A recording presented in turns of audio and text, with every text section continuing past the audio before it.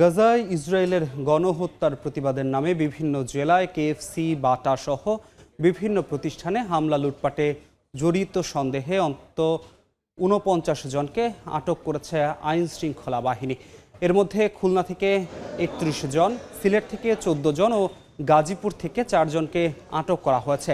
সোমবার রাতে অভিযান চালিয়ে তাদের আটক করা হয়। সিলেট পুলিশ জানিয়েছে, আটক যুবকরা তৌহিদি জনতার ব্যানারে মিছিলে অংশ নিয়ে বিভিন্ন ব্যবসা প্রতিষ্ঠানে হামলা ও লুটপাট চালায়। গাজীপুরে ৪ জনকে গ্রেফতার করে থানায় সোপর্দ করে যৌথ বাহিনী।